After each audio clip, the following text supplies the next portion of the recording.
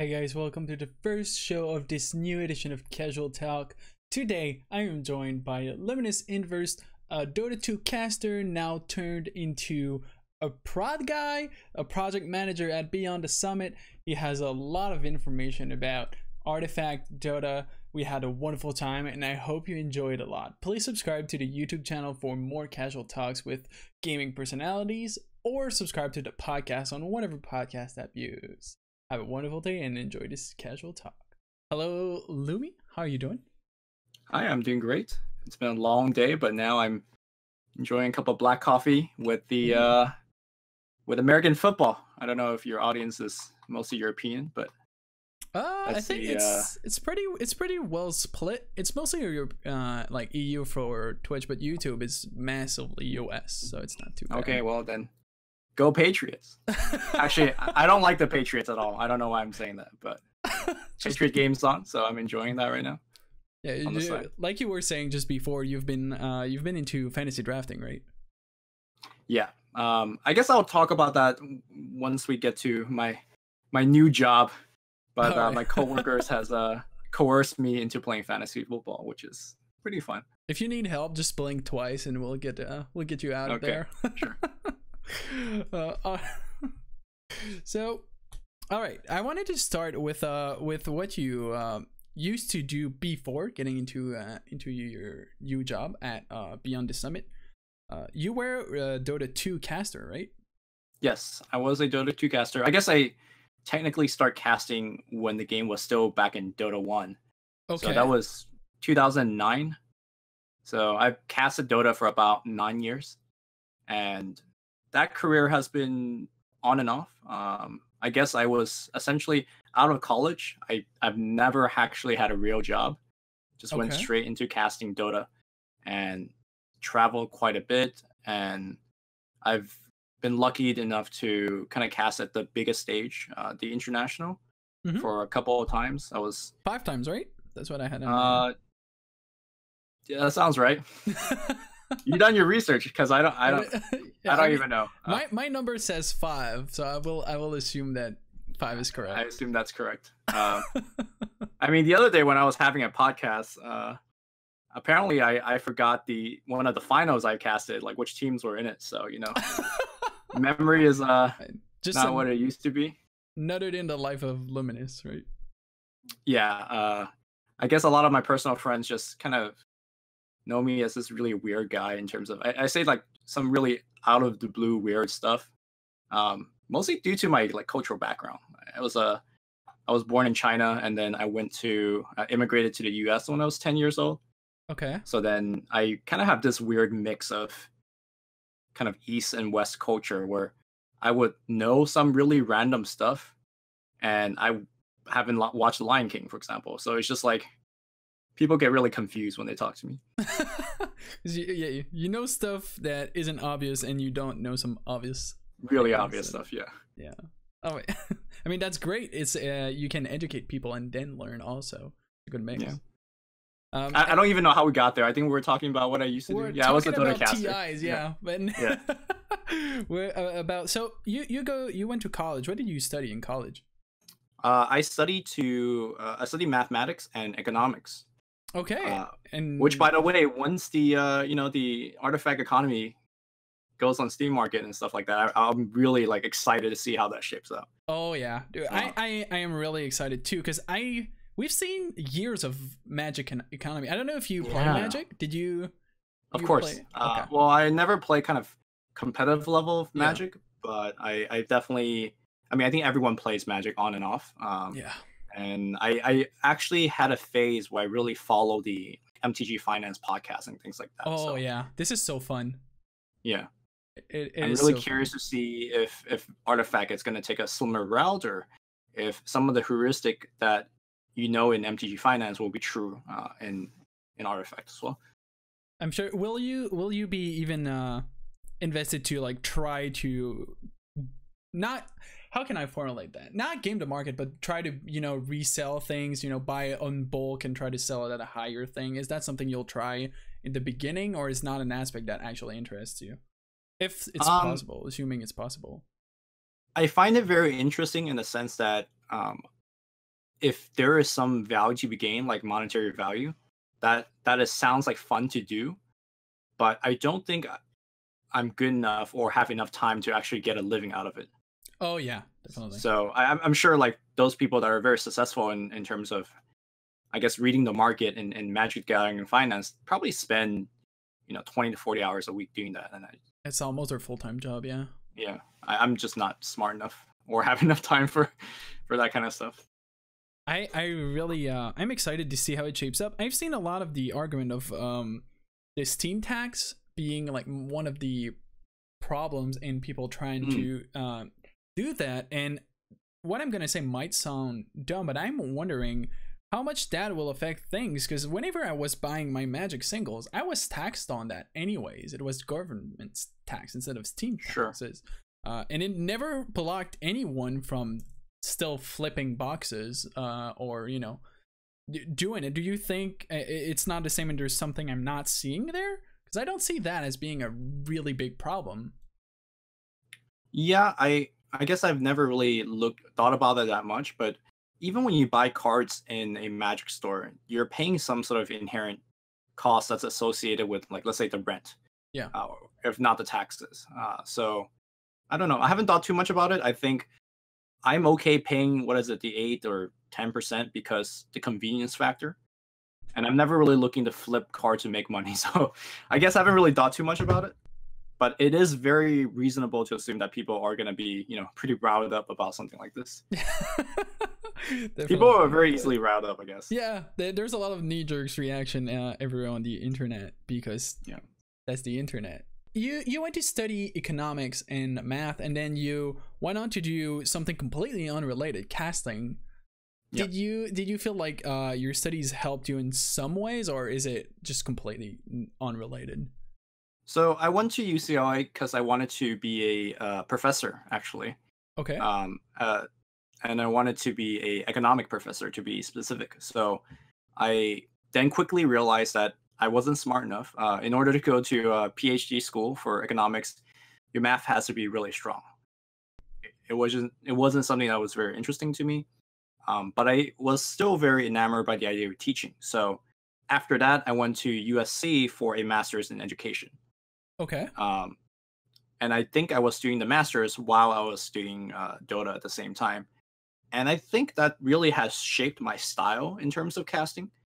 Generally, I'm very happy to share what I know information-wise, what I found educational. And at least at the beginning of my career, that's kind of how my casting style was, where I would spend a lot of time to research specific kind of mechanic interaction, and then I kind of relay that information to the audience.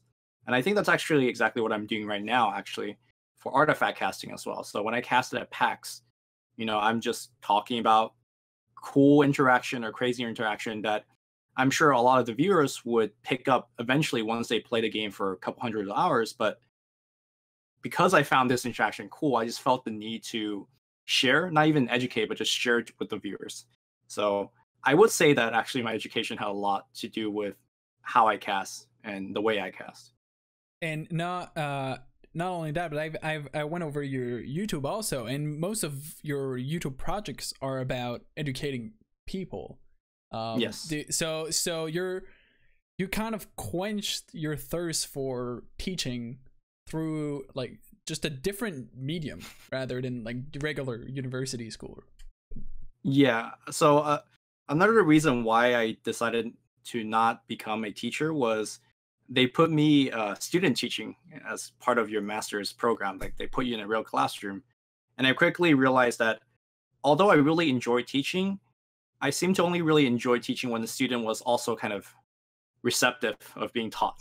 Oh, and being in this stereotypical high school, not everyone is really there for learning or interested in learning. So I quickly was turned off by teaching to a certain extent. But obviously, if you are watching a cast of an artifact or a Dota game, you care about it to a certain extent. I'm sure definitely. Not everyone there is there to learn, but there is still some interest involved. And I think my involvement in that kind of makes me much happier in general. Yeah, I definitely get that. I mean, the key difference is like when you're in high school, you're kind of forced to be there, do you, like, want it or not. Meanwhile, when you watch a stream or a YouTube vid, it's kind of your choice. Like, I mean, I was kind of a big nerd back in the day, so I like going to school. Yeah. So I assume that everyone else likes going to school too, but quickly I realized that's really not the case. That's not the case, unfortunately, because learning is really fun. And I think there's this dichotomy of school and learning, how it's so different. I really feel like school doesn't teach you how to learn, but rather how to memorize. And I feel like and how to take that's tests. the biggest. Yeah, exactly. It's like cram everything in your head and burp it on like your test. Did you pass? Yes. Then forget it and let's go to the next thing. So you went into educating people. So you were casting while in school, and eventually your caster career kind of took off, I guess, and then you stopped doing your masters, or did you complete your masters in education? Yeah, I completed it. It wasn't too difficult of a course. I made it in such a way where I could take most of my stuff online, and the only time I needed to be back in LA was to do the actual student teaching. So that wasn't so bad. So I did most of my degree even overseas. So I think I was actually in Sweden when I completed it. So that was pretty cool, I guess. Never actually got to walk the graduation though. That's a shame. But at least you got it. That's I actually didn't really want to finish it, but it's one of those things that my mom said, like, you already started it. Don't waste your time, money.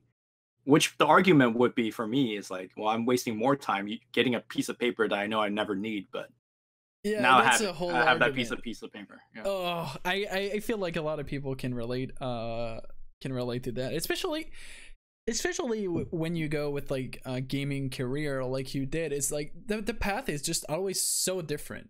Like, I assume that people at BTS have a lot of very different backgrounds. I assume. I don't, correct me if I'm wrong. Yeah, that sounds right. But it's so different than what our parents are kind of used to, I assume.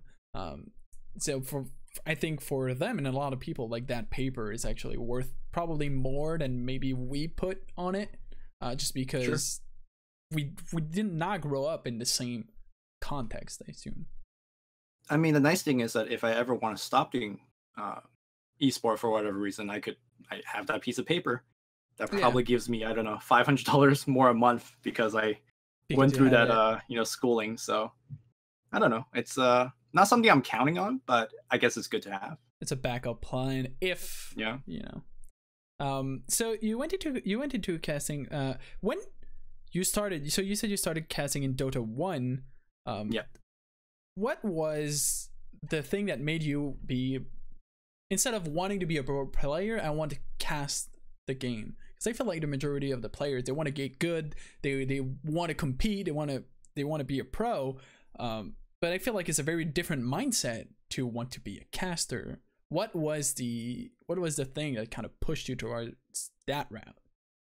So whenever I pick up something new, I just get obsessed over it. I want to just kind of learn it really fast, get very good at it. Not even for the sake of competition, it just feels nice to be good at something, right? Yeah, it does, yes. Yeah. So when I picked up Dota way back in the days when I was even in undergrad and college, I was like, I just really want to learn about the game. So back then, Play Dota forum was very active, and there was a lot of guides on there, and I kind of just read through them all for the heroes I care about, and even for the heroes I'm just like beginning to learn. And then I think one of the comments said like, oh, the best way to learn is watch some of the pros we're playing. So I was like, great, okay, how can I watch the pros? And the first thing I went to was YouTube. I was like, okay, let's go on YouTube and search. And there was nothing. There was no, I mean, people would upload like VODs of people playing, but it would have been really nice if somebody explained it, right? Yeah. So there was none of that on YouTube. That's and YouTube was 9 years ago, right? It was really at its infancy. So it made sense. Back like nowadays, if you could imagine, there's no like that sounds Dota weird. content on YouTube. That's like just what? weird. What? So I was like, well, there's nothing here. I guess I'll just do it. And I mean, honestly, I'm awful at the game, or I was awful at the game. I'm less awful now, but I guess it's one of those other thing where you really need to know something to teach it. And by doing the commentary, it kind of forced me to start looking at patterns, watching a lot more competitive replays to just learn the game at a rapid pace. So when I first started casting, it was really more just for myself because I just wanted to learn about the game faster. And then I kind of just picked up from then, I guess. Okay, so it wasn't really for casting. It was really because you wanted to learn quicker, like just get better. Yes. Yeah. Okay, and I figured that's interesting. So you still wanted to be a player at that point, or just good for yourself, rather. Yeah, I never had the aspiration to like play professional. Okay. Which actually, like a lot of people ask me now, are you gonna play professional Artifact? Yeah. Which the answer for me is a clean no. Using Artifact as an example right now, if I can't win a tournament with like 100 or 80 people in it, I'm not gonna win that million. And right? Didn't you get second in a tournament? I got second in 3 different tournaments. I mean, second's damn close to actually. Second is not a million though. No, the second is not a million. Yeah. That's true. But I don't think you need to hit that million to actually make a living, sure. I guess, with it. The other thing is that I'm kind of weighing the opportunity costs, right, of being a player.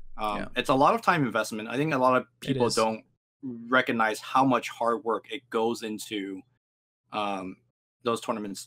There was one tournament where Yo Larson and I and a couple of other Swedes worked on a combo deck together.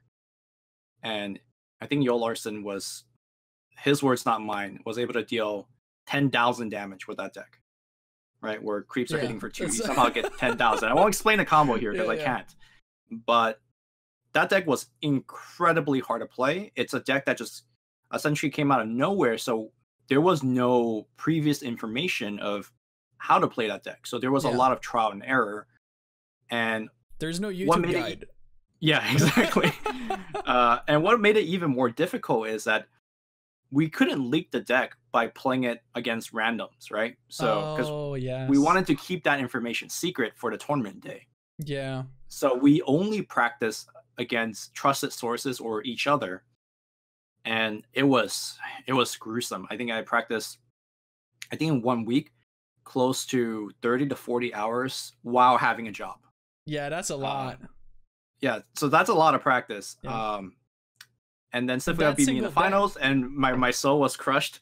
So I was like, oh my god, I'm a very competitive person, but when you practice 40 hours and you play, like, you play close to the best of your abilities, and you still are not as good as some other guy out there. Granted, Sivka has years of MTG experience, and he's a great card player, and I'm just like, all right, the competitive dream is dead. I'm just not good enough. Yeah, it's dead when the game is not even out. That's rough. Yeah. Not a lot of players can say that. I think I'm in a very kind of fortunate position. I don't like being a competitive player isn't my only route, right? I could be a caster, and I could just be working for BTS and be their product manager for Artifact as well. So I guess I'm not gonna rule out a competitive player, and I think it will be good even for my casting career to get some competitive experience, because I'm sure that would help. If, for example, the first international for Artifact would have a open qualifier, some sort of bracket, why not? I'm gonna just try to play in it. Especially playing, I feel like in card games also, it's a bit easier, I feel, to get the practice, because you can get the top. Let's say you want to be an Artifact caster, right? There's like these tier 1 decks that will show up in that tournament. Then you can actually play them yourself and try to understand the line of plays. And I feel card games in that sense are a bit easier than games like Dota, because getting high level experience in Dota is so different, because you don't control your teammate picks. So you're not guaranteed to have like a regular game, and there's mechanics like physical things that are hard to pull off that you don't have in a card game. The thing that always annoyed me the most in Dota was, like, there's these strategies where I want to try. Yeah. I'm just not good enough, like physically, to Yeah. execute the mechanic. Like, I That see hurts. Sumail That doing hurts these here. crazy stuff. And I'm like, oh yeah, that looks great. Let me try it. And it just doesn't work because I'm Yeah. not Sumail. So, but in terms of, I think artifact or card games in general being I guess, an easier thing to practice, I think it's true to a certain extent, but maybe not as easy. The best practice I've gotten is actually when I practice with other people, Yeah. because I think when you grind ladder on your own, you will win or lose, but without somebody kind of really going through the replays or going through your lines step by step, you're not It's hard to really say. learning why you're winning or losing, at least with a clarity that you need to improve rapidly. Yeah. So I think in that aspect, it's still relatively similar to a team game where in Dota you have your teammate to tell you what you did wrong, and that will save you maybe 20 hours instead of you making the same mistake over and over again and then realizing after much a long time, oh, I shouldn't be doing that. So Especially, I feel like in card games, it's super hard to know what mistake you made though, because sometimes you'll make a mistake, let's say turn 2, and it doesn't come into effect until like turn 5, and it's yeah, gonna be hard to make that connection. Meanwhile, in Dota, usually if you make a mistake, you're gonna die. So you're like, okay, I messed up. Sometimes it's more subtle than that, obviously. But I feel like that might be one of the hard part. So you have a lot of options, right? You can stay at BTS, you can be a caster, you can be a player. You have kind of this leeway. What would be your favorite one? Like if you let's say you had the talent for everything to really make it whatever the choice, what would be your favorite? you mean beside winning the million, because that's I the mean, easy out here. no money involved. Like just Okay. out of like personal enjoyment. Like let's no million. You still get the joy of winning a tournament though. I think, I mean, winning a tournament is, apart from the million, you just in some way immortalized, right? And that's, I think, what a lot of people, I mean, a lot of people are motivated by the million, obviously, but Yeah. I think a lot of competitors are just chasing that dream, Yeah. especially for the Dota players. Winning TI at a certain point isn't about the money. Obviously, No. again, it's Yeah. all about the money, but it's also about But having it's your not name on the really. Aegis. They're all rich enough to me. Yeah. First of all, they're all already making a living, but I think the money is what gets people to like in to be, oh, I would like to be, a good player. I like this game and there's a lot of money to be made. I'm going to try it. But once you get to that like competing level, I really do think you're right, and it's not the cash. It's really like I want to win everything. It's really that competitive mindset that gets inside. I don't know if you did like any competitive sports while growing up, but it's really easy once you're in the game or in the tournament to just forget what the implications are. I guess it's the same for esports though. Like it's the same in everything. Once you're in that game, like kind of everything else gets removed. Right? It's so funny when you watch these Dota teams that win the TI. So Team Liquid last year and OG this year, where they win and you interview them and they're like, it's almost they're in a very surreal experience. They don't really realize what it meant for them to win. It's just this goal that you work towards for so many years. And Kuro, the team captain for Team Liquid, tweeted out that he felt empty almost after winning it. It's just like, yeah, what's next, Yeah. I mean, you're so focused on like that one goal that like once it's checked, okay, now what? Like you get it a second time, it's not the same drive. I assume I've never won a TI, but I assume it's not the same drive once you've done it once. I mean, speaking from experience, and in no way I'm going to equate this to winning a TI, but as the caster for Dota, I got to cast a couple of grand finals for TI, and essentially that's kind of winning winning TI for a caster. Yeah, and I could definitely tell you that from my personal experience that I didn't work as hard after casting finals 3 years in a row, and I was off the TI train essentially for a year or two, and my skill has essentially fell behind all the other casters, and they overtook me, and that just, I think, actually just speaks more about my work ethic than anything else. But it's hard to stay motivated. You know, it's easy to very easy to get comfortable after, again, casting the finals, not equal winning the finals, but no, but I get I what hope you mean. catch my drift. Yeah, because you achieved basically the highest thing you can achieve as a caster, which is casting a grand final in TI. And whenever you try to get good at whatever it is, in that case casting, you're always trying to get there. So you're always looking upwards. That's what drives your I guess your work. That's why you do some hard work. You want to get there. Once you're there, you don't have that carrot, I guess, for lack of a better term, to like drive forward. How, like, did you expect to do like a 4th TI in a row and then they announced that they didn't pick you? Like, how did that go? Was that like, I don't know, well, how did that feel? It's one of those things that I saw coming, because I can't reasonably expect a TI invite when I haven't been casting for a while, or casting very well for a while. So I think it would be very unfair to the other casters that have been putting in the hours, right? So TI 5 and 6, I didn't get the chance to work at it. And I mean, looking back right now, it's easy to say, hey, you know, you didn't work that hard, so you don't deserve being invited. But obviously at that time, I was devastated. Because also with the way that how Dota pays out their talent, TI represents a huge, significant percentage of your yearly income. TI pays very well.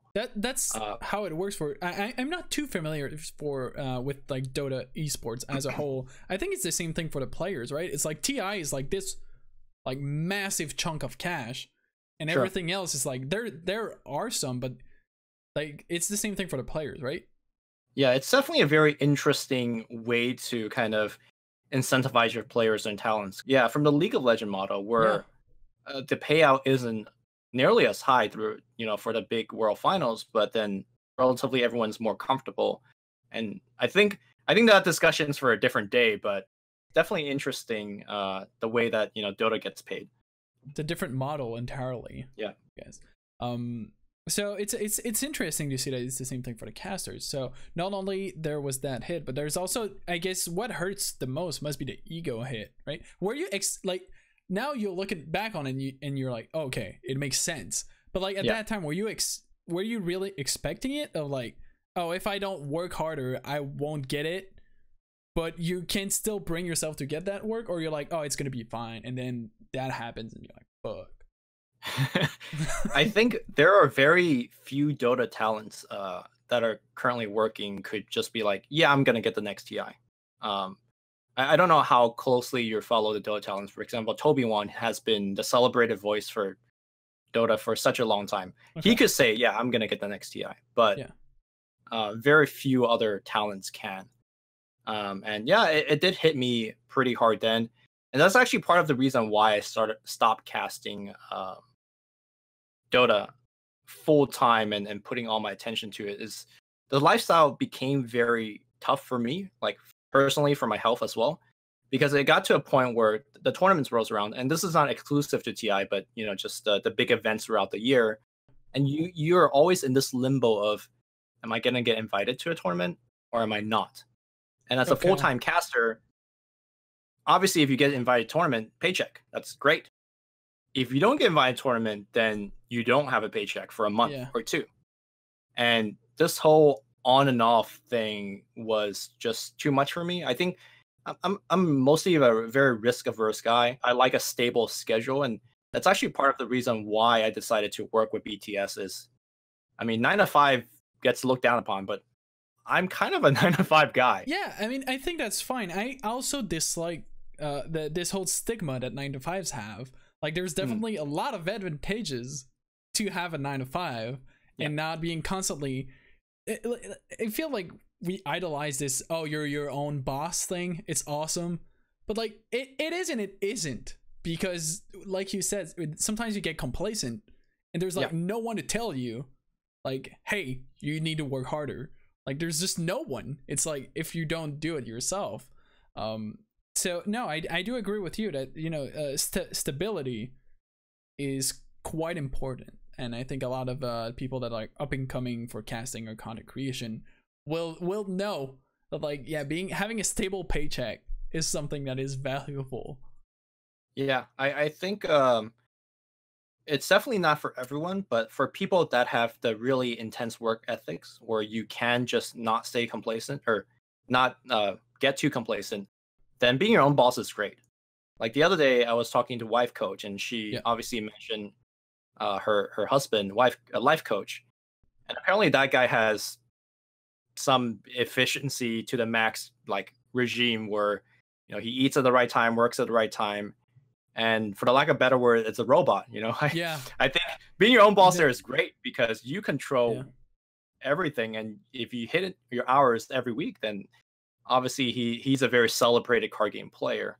It has the stuff to back it up. So for me, I need my boss to get on my throat sometimes. I think it takes a lot of self-awareness to mention that, and it's great that you're not afraid of that. So to come back to like the initial question, you would pick being a player as like the one thing. If you had like everything and the million wasn't there, you would still pick, I want to be an artifact player. No, I think I do what I do now, which is kind of a hybrid of working for BTS as a kind of a project manager, creative director kind of thing, and a caster. And the reason being is that, like I said, I like the stability, especially for a card game where even if you're the best player for a year straight, you might not win all of the tournaments. Because card game has, sometimes you don't draw the right cards, and that does hurt. Obviously, that's up to Valve to kind of have tournament structures where it minimizes the percentage of that happening. But at a certain point in the day, you're still rolling the dice somewhat, and I think I'm getting a little bit too old to be that wild guy, right? I think I'm 30. I'm 30 this year.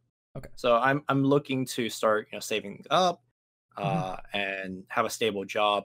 And also traveling has been very fun at the beginning until it got to a point where I'm 28, 29, and I do these like cross-continental flights, and the next day my back hurts. I'm just like, well, this is getting a little rough, so flights are not as fun for me as I was when I was 24 or 5. So yeah, I like waking up and at 8 o'clock and jog for 25 minutes and then take a shower and go to work. Maybe I'm just old and boring now. I mean, but the stability. That I like that. So and of course, kind of to balance that a little bit, being a caster, sometimes you take the weekend off to fly to a different city and work, and having that balance is very fun for me. So I think that's what I'm going to aim to do, but who knows? Maybe I will have that God-given gift and be the best player ever, and maybe I will win that million, but at this point, I'm not counting on it. No, I get you. Do you think so? You mentioned one thing that I think is interesting. Is it's up to Valve to create this structure of tournaments to minimize variance in card games, right? Right. The way that Dota works, it's like this one big tournament per year. I mean, there are others, but like there's this one big thing. I feel like that is a model that is going to be hard to transfer to Artifact, because if you have only one tournament, it's not very variance controlled. What would you do to like for the structure? What would you prefer seeing? Kind of like Hearthstone, where they have like multiple tournaments, they have ladder points. What would you do to kind of counter that? Ooh, that's a very loaded question. Because I'm sure Valve has give us a solution, Lumi. Yeah, a whole bunch of 400 IQ people that are twice as smart as me. I think what I would do is kind of spread out the prize pool throughout the year more. So that one best player, even if they don't win the big one, wins enough throughout the year where they don't have to like get a side job to support playing Artifact, right? And I don't know this exactly to be true, but at least from the stories I've heard, a lot of the best MTG players can't actually just survive off of tournament winning. No, not they really. need to be article writers or streamers or video producers for other MTG content, which, I mean, to be fair, doing stuff like that help you kind of make your craft better. Yeah. But I'm sure if they can, they would just play Magic all day. I mean, because and that, this is that no- time eats up your practice time. Also. Correct. And this is not a kind of a shot at Wizard of the Coast. I don't know what economic model they're working with. I really don't know enough to kind of Mhm. make a comment about whether Wizard of the Coast is doing the right or wrong thing. Yeah. But that's still the situation players are in. yes, and I'm just going forward hoping that there is enough in the circulation for Artifact players to just play Artifact. And if they want to stream on the side, great for them. If they want to write articles on the side, more power to them. But I think for competitors, they just want to play Artifact. Yeah. Yeah. Okay, that makes a lot of sense. So trying to just spread things out, so Yeah, it's but not getting shafted.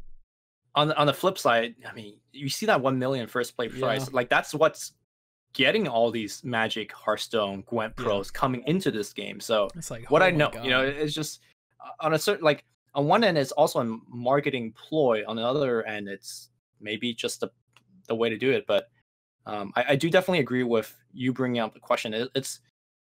I'm not sure if this is the right model, but I guess time will tell, right? Yeah, definitely. And like you said, it's kind of marketing at the same time, because that 1 million, you're like, God damn, it's a lot of cash. Like, right. It's flashy, want it or not. It's like when, I don't know how close you follow just video games in general. I assume pretty, like, a lot. When Fortnite announced the $100 million for like their esports, that's crazy. Yeah, there's a lot of people that were like, yeah, well, I guess I'm a Fortnite main now, which doesn't really make sense in a career perspective, because that 100 million, like, there's going to be so little, like, the amount of players, like the percentage of players that touch that money, it's like, it's almost negligible compared to like the actual player base, but it still worked to bring people in. So I guess that's what they're going for. There's a lot of like pros and cons, I guess, to both models. So you like where you're at right now, which is beyond the summit. Can you explain us like what was the transition between casting and BTS? How did you get hired? Like how did that whole thing work? Well, before I answer that question, I do want to say yes, I do like where I am right now. That would be, and also I want to follow up to say, it's shit. Well, no. It's more like I want to comment that that's also a very dangerous mindset, right? Okay. You know, a couple of years ago when I was casting the grand finals, I also liked where I was at. So okay. Right now I'm trying to not get complacent, liking where I am. So, but to answer your question, so BTS approached me when obviously Artifact is announced, and they know that they want to be going into Artifact. Okay. So like a year ago, approximately. I got hired at I want to say April 1st. And this is no April Fool's troll. I actually got hired April 1st. April 2018 or April 2017? Oh, in 2018. Okay. So it's been a few months. A few months, yeah. I remember my initial reaction is like, yeah, the game doesn't come out till like, yeah, in a while. So do you even need me? And I quickly realized how much work it goes into kind of just doing all the back end prep work. And previously to that, I was just a talent, on camera talent, where honestly I did not give enough appreciation to the people that work really hard in the back end. They work hard. Now I'm working on the back end. I know how much work it goes into. They work hard. They work really hard, and a lot of the credit, they don't get the credit. They never do. Yeah. But shout out to the people in the back. Yeah, you. For sure. Yeah. So yeah, they approached me to work to be their kind of product manager for Artifact, and this has been a pretty new direction for Beyond the Summit, because Beyond the Summit previously has really taken what the market perceived to be popular titles, and then they kind of try to get into it. So for example, Dota obviously existed, and then Beyond Summit came in and of course grabbed a foothold. Super Smash Brother Melee, same thing. The game has been around. That's how I discovered BTS, was through Melee. Yeah. And then of course we did CSGO as well. We did Dragon Ball Z Fighters. We do a lot of different things, but Artifact is the first time where the game's not even out yet. and we are making a move into a new game and genre. And it wasn't And even who close knows? to be out at that Yeah. when they hired you. It's like a Correct. lot of months ago, we didn't even have a release date. Like we had So obviously- 2018.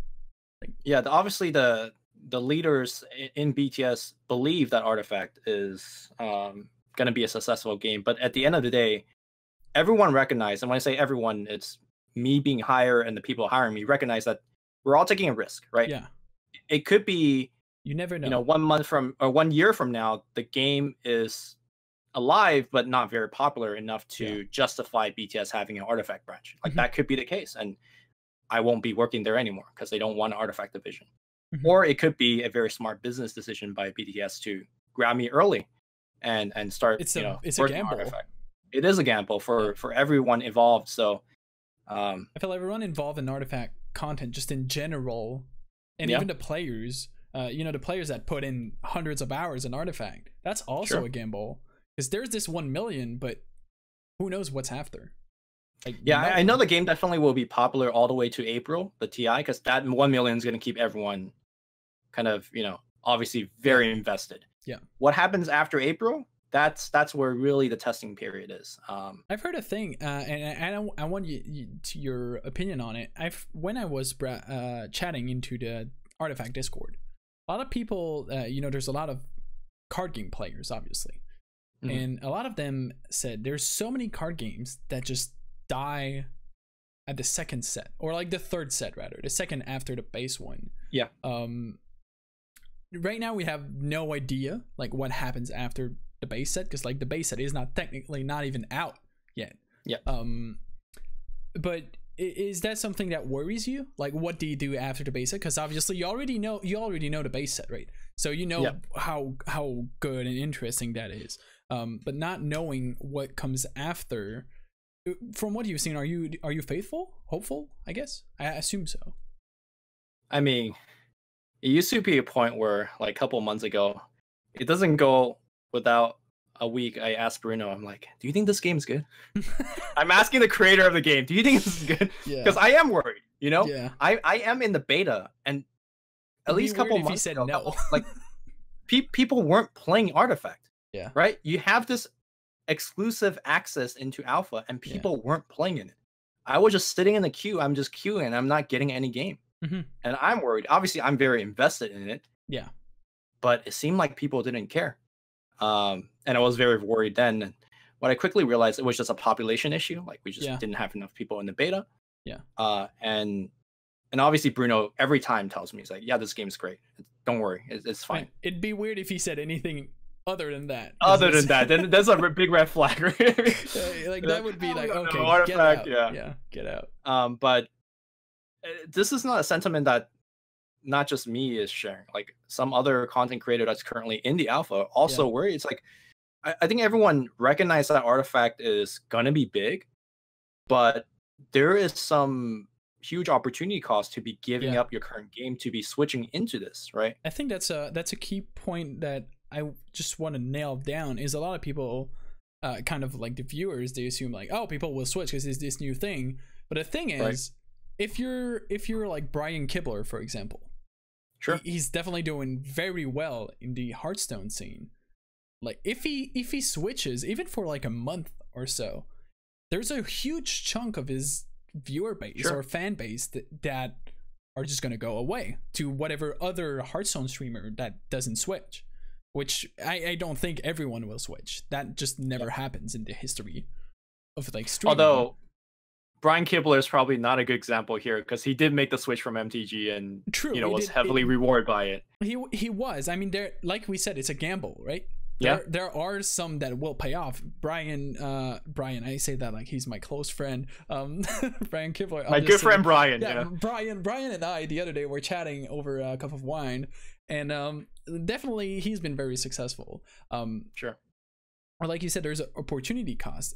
No one knows if Artifact is going to be the same boom that Hearthstone was. In a sense, and I don't think it will be. I don't think it will be. Do you think it's going to be like a slower rise, I guess, or not even just getting to that level? Like, what are your predictions? So I'm sure you've heard this kind of phrase, thrown around, like the complexity of Artifact, right? I think Artifact is for me, is more fun of a game to play. Yeah. Compared to Hearthstone. Yeah. But I also at the same time recognize that complexity isn't for everyone else. I have a question with that, because I've seen that thrown around a lot, and I'm kind of amazed by it, because I feel like it's a really huge like blanket statement in general, not towards you, but like in general. Oh, it's gonna be too complex. The thing is, it's like it's gonna be hard to play competitively at a pro level. Like, I'm not denying that. Like, that's gonna be difficult. I think if someone think that's gonna be easy, they're in for a hard time.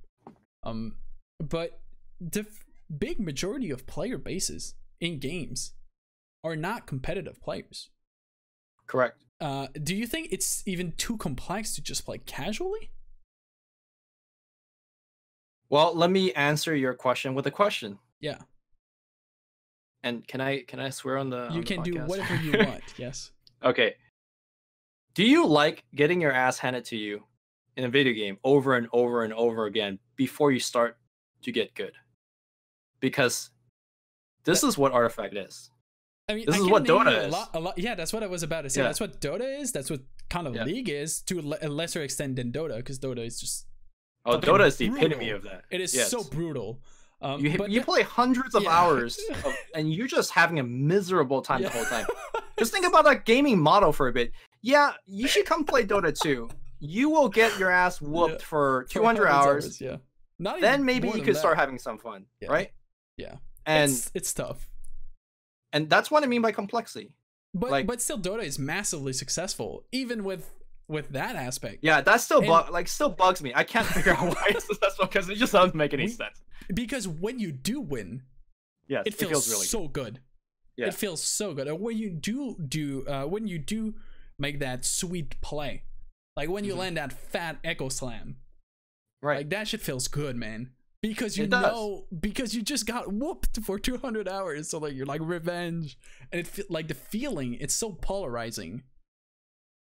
But then at the same time, I sit there and I understand if some of my casual friends, know me as a gamer and ask me to recommend a game they would want to play. And I know they're just casual gamers, right? Mm-hmm. They're not looking to learn 200 hours of how to play Earthshaker to land the Echo Slam. Yeah. I wouldn't recommend Dota to them, for example. Yeah. I would more likely recommend Hearthstone or League of Legends. And this is not a knock against those games. There isn't a game that's a one size fits all for everybody out there. No, right? I do agree. Yes. Of course, that game would just be the biggest billionaire generating thing if that's the case. Yeah, I mean, even Fortnite's different people like different games. Everyone, even if it's the most popular game by far. Right.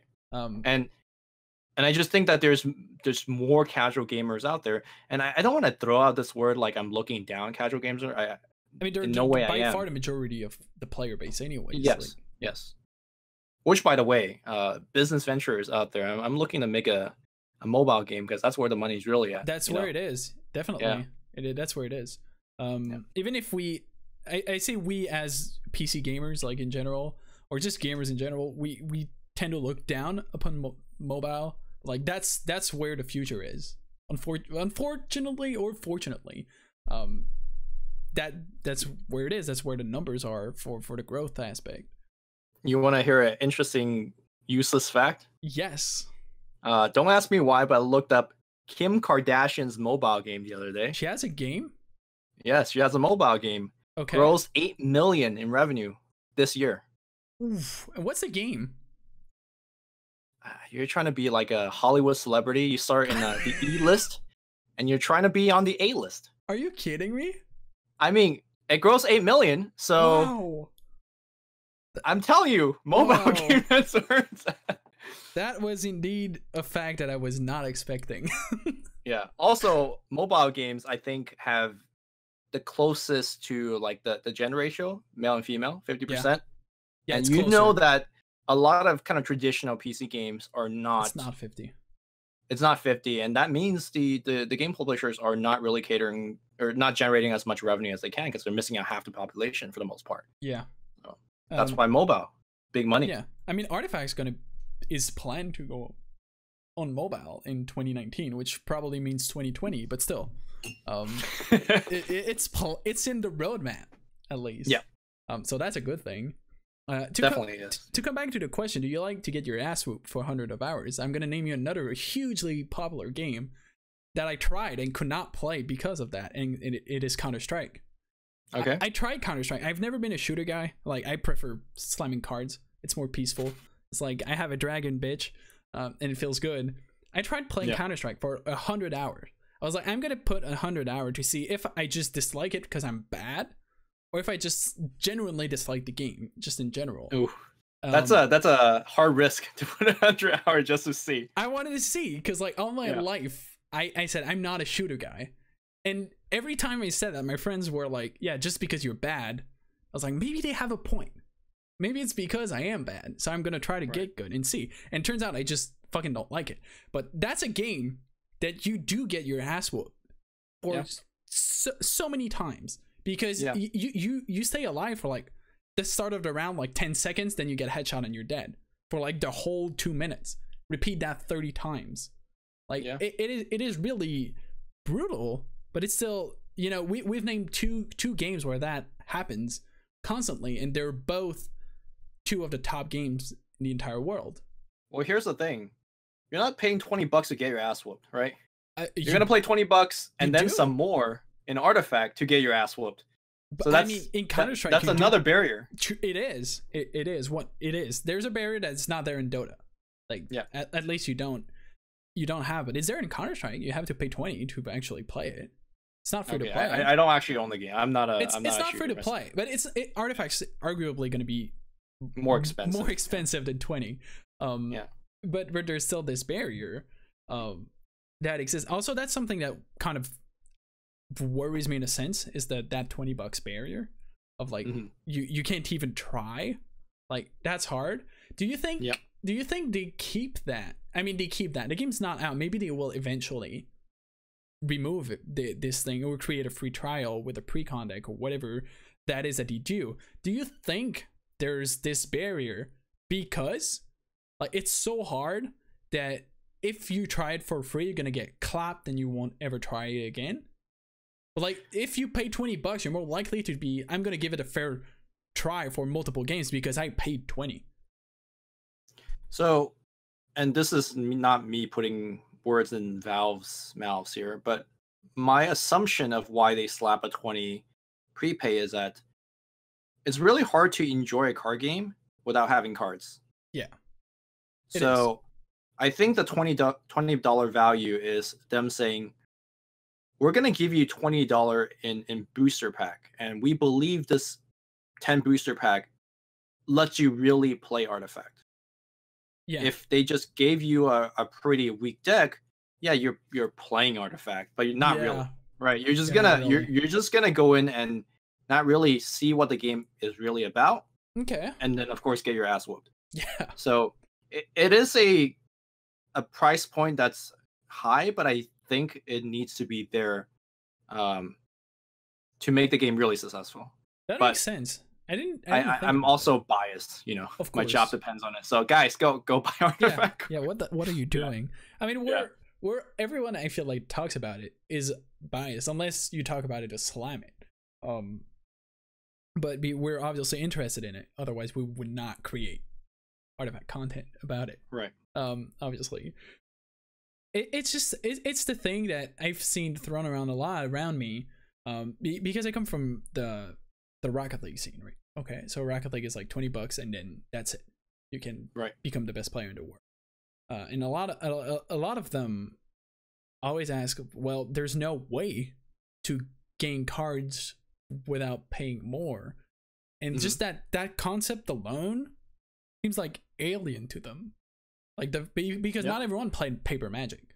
Like Magic players will be, well, that's just how it is. You know, that's how I've always been. But people coming from Hearthstone or whatever other game, it is really weird.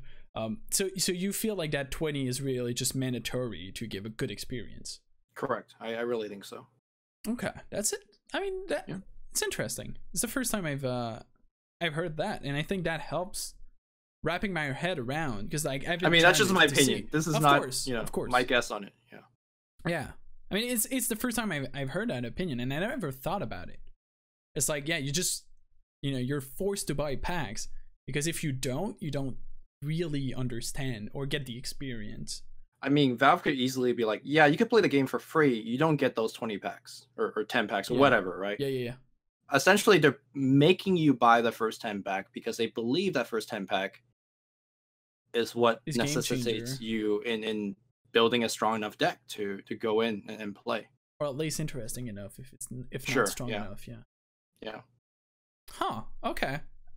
That's a good way to look at it, and I never thought. That's my guess. Yeah, my guess. It's a good guess. I mean, it makes sense. Like we're in our chairs and we're like, yeah, that makes a lot of sense. Genius move, Valve. Yeah. And the time flew by. I didn't. It really does. Feel like, that's where before the podcast you were like, oh, I don't know how long like we can talk because I'm not interesting, which I disagree with. Oh, thank you. But we all have an opinion of ourselves. But it really flies by. Like when you chat about a game, like it's just fun. We like video games. It's also really fun.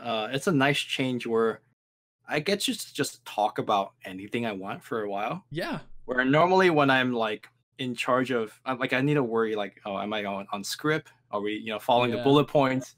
Oh, we didn't even get into BTS now that I think. Do you still have a bit of time? Yeah, I could talk for like 20 more or 10 more, Because I just want to know, you said you were project manager at BTS. What does a project manager do? Like what is your typical day? Yeah, I'm still trying to figure that out myself. I'm just, everything that's related to Artifact just gets thrown on my plate. Okay, so like the Artifact guy at BTS. Yeah, pretty much. And then I'm the project manager. I'm the creative producer. I'm the everything. What does that mean? Like, I'm the social media person for Artifact. I just do everything that's Artifact. Okay. But I think their vision for me in the company is to essentially create a plan for the company for Artifact strategy going forward. How to give your minutes, what content to be making, whether we're going to be making a summit, which I'm not sure if you're aware, it's just a big line of BTS tournaments. We have Dota Summit, we have Smash Summit. It's like a circuit? Like they're... No, it's more like kind of bi-yearly tournament that rolls around, and we try to make them like big events in their respective games. Okay, so like it would be considered a major, like in correct. Okay. Yeah, for example, Smash Brother Melee is definitely considered as one of the strongest and best tournaments in the year. So, for example, do we want an Artifact Summit? Those are the questions that I need to be kind of answering and figuring out. Okay. And of course, I'm also trying to make the transition of being an on-camera talent to understanding how to do a lot of these back-end stuff.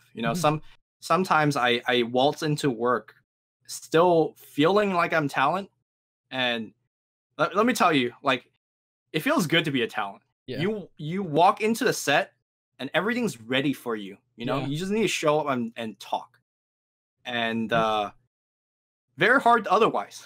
The person that's trying to make the talent's life easier, a lot harder, because there's like 18 things going on, and any one of those moving pieces fails, then the show doesn't go on. So I need to worry about that now. So it's a interesting challenge. Different perspective. Do you think your on-camera talent helps you understand like that aspect of like, okay, what do we need to do for the talent now? For sure. And I think that gives me kind of a unique advantage in terms of, for example, reading the show flow and things like that. I think a couple months ago, I ran an event called Bot TI for Beyond the Summit, and I could just tell on camera that my talents are either getting a little bit distracted, bored, or tired. And I get to make a call then and be like, okay, let's go to break and juice them back up. Like that just helps, having been a talent previously. At the same time, I'm also, I think, relatively behind in terms of learning curve, in terms of like running a show. I'm still learning as I go here, so making a lot of mistakes, and thankfully my coworkers are being relatively understanding about it. I mean, that's how you learn. Yeah. Oh, okay. That's awesome. So you're basically, I don't know if you have stopped or you're stopping Dota content then.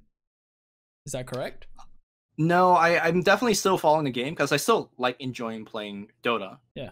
and sometimes that like I've still got approached to kind of work Dota events. Okay. And it's just a shame that I can't right now because I'm just so busy with Artifact. Yeah. But I think you know, in a couple of months when Artifact gets, I don't want to say die down, but once my workflow is stable, settles down a little bit, then I'm looking to cast Dota for fun. I don't think I'll ever be good enough to cast at the international again, but it's still something that gives me joy. And at the end of the day, casting, why I keep casting is because it's fun for me. I think people get turned off by the word limitation. Yeah. I think limitation is fun because, you know, you try to do something cool for $20 and then your boss says you don't have $20. You have 15. And okay, let's try to do something cool with 15. And that almost becomes a game of Artifact to me. It's a challenge. Almost like it's a puzzle. It's a puzzle that you need to solve. And every game of Artifact sort of feels like its own individual puzzle. And I think as a person, I get bored very easily. Okay. If the puzzle is always the same. Yeah. But in the world of esports, I'm sure you know, everything always moves. Yeah, it moves it's fast. never the same. Yeah. Everything will go wrong. And that kind of lifestyle that keeps my brain turning, and that's what makes it fun for me. So I'm very happy with BTS. And I'm not saying that because they're paying my checks right now. I'm actually I mean, I'm actually enjoying my work. It seems sincere. It really does. Or I'm a good actor, you know. Yeah, or you're a fantastic you're a talent, you know. You thank you. You have the experience. I'm gonna let you go because I don't want you to get fired over this. That would be so sad. Thank you. That would be so sad. Thanks a lot, Lumi, for giving me the time. Thank you for having me on. I had fun chatting with you. My pleasure. Thank you for listening to this first episode of Casual Talk. Once again, if you want more, please subscribe to the YouTube channel or the podcast on your podcast app. Have a wonderful day and see you next week.